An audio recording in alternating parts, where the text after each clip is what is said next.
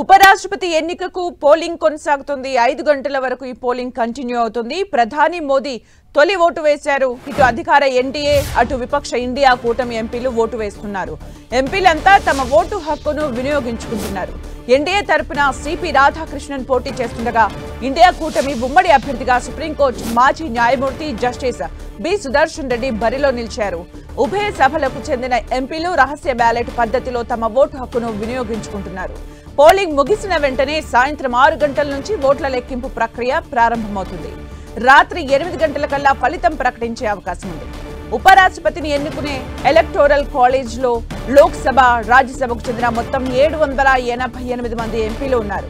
అందులో ప్రస్తుతం 7 స్థానాలు ఖాళీగా ఉన్నాయి. దీంతో ఎంపీల సంఖ్య 781కి తగ్గింది. అయితే బీఆర్ఎస్, బీజేడీ ఓటింగ్ కు దూరంగా ఉన్నాయి. ఈ రెండు పార్టీల సభ్యుల బలం 11.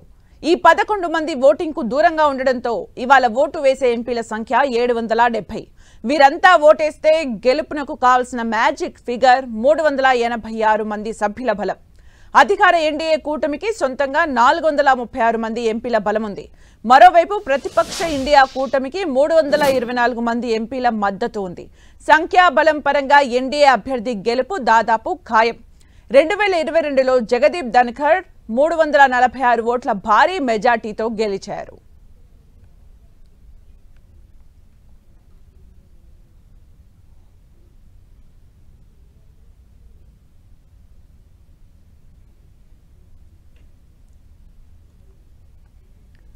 దేశ ఎన్నికల నిర్వహణలో ఈవీఎంలు కీలకంగా మారగా, ఉపరాష్ట్రపతి ఎన్నికల్లో మాత్రం రహస్య బ్యాలెట్ విధానం అనుసరిస్తారు.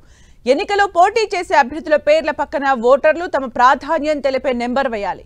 బరిలో ఉన్న అభ్యర్థుల సంఖ్యను బట్టి ఓటర్లు తమకు నచ్చినంత వరకు ప్రాధాన్య అంకెలను బ్యాలెట్ పై రాయొచ్చు. ఓటు చెల్లుబాటు కావాలంటే మొదటి ప్రాధాన్య అంకె తప్పనిసరిగా వేయాల్సి ఉంటుంది. మిగతా ప్రాధాన్య అంకెలు నచ్చితే వేయొచ్చు, లేదంటే లేదు. ఈ ఓటింగ్ కోసం ఈసీ ఓటర్లకు ప్రత్యేక పెన్నులు అందిస్తుంది. ఆ పెన్నుతో మాత్రమే ఓటర్లు మార్కింగ్ చేయాల్సి ఉంటుంది. మరే పెన్ను వాడినా కౌంటింగ్ లో ఆ ఓటును చెల్లుబాటు కాదని పరిగణించి పక్కన పెడతారు. ఈ ఎన్నికల్లో ప్రాధాన్యత ఆధారంగా ఓట్లను లెక్కించాల్సి ఉంటుంది. ఇందుకోసం భిన్న సాంకేతికతతో కూడిన ఈవీఎంలు అవసరం. ప్రస్తుతం ఈవీఎంలు కేవలం ఓట్ల అగ్రిగేటర్లుగా పనిచేస్తాయి. అందుకే వీటిని రాష్ట్రపతి, ఉపరాష్ట్రపతి ఎన్నికల్లో వాడలేమని అధికారులు చెబుతున్నారు.